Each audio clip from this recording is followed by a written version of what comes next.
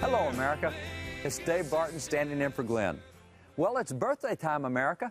Tomorrow's the 4th of July, and we'll celebrate our 236th birthday.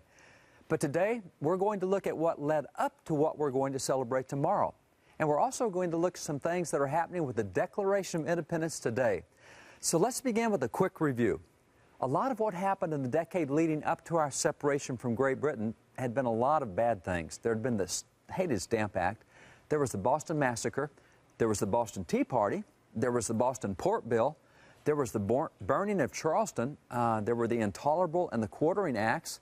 There were the battles of Lexington and Concord and Bunker Hill. There was the raid on Williamsburg, and there was lots of other bad stuff where the British attempted to take our freedoms and beat us into submission. And despite our many efforts to reconcile with Great Britain, even through all of those difficulties, the time finally arrived when the Founding Fathers no longer had any good options left to them. So, in the Continental Congress on June the 7th of 1776, Richard Henry Lee of Virginia made the following famous proposal that Congress approve a resolution declaring, quote, that these united colonies are and of right ought to be free and independent states.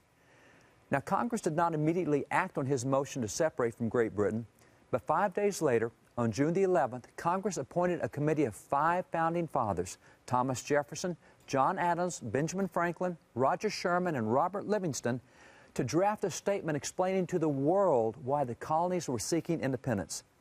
Congress then recessed for almost 3 weeks to let this committee do its work. On July the 1st, Congress reconvened and began consideration of Lee's resolution on whether America should separate from Great Britain.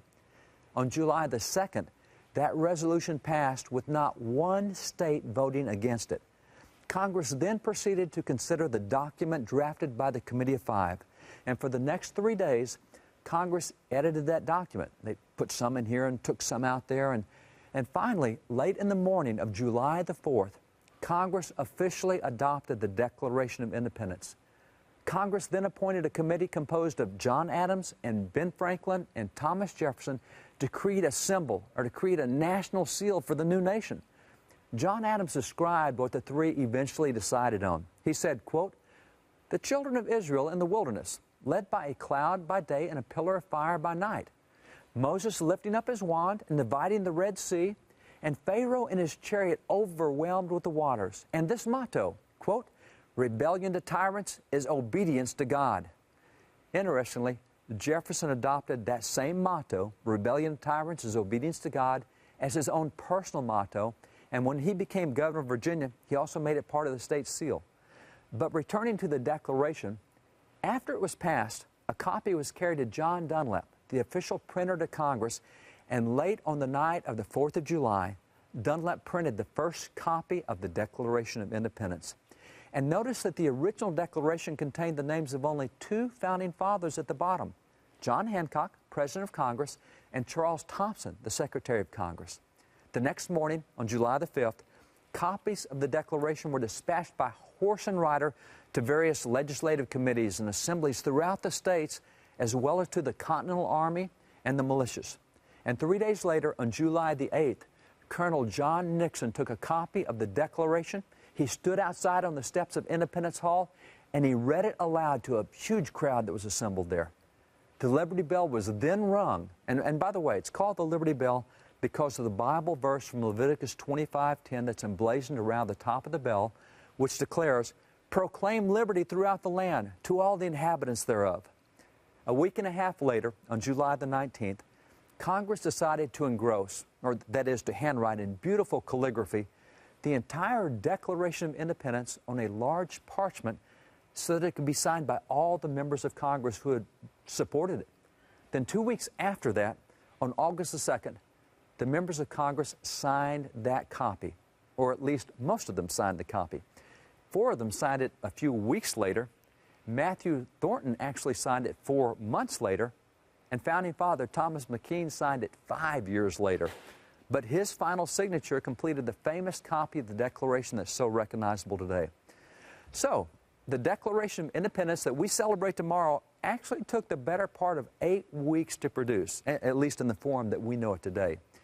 One founder who wrote with great eloquence about those proceedings was John Adams. Now, John loved his wife Abigail deeply, and she loved John, and so the two of them regularly wrote each other back and forth with letters.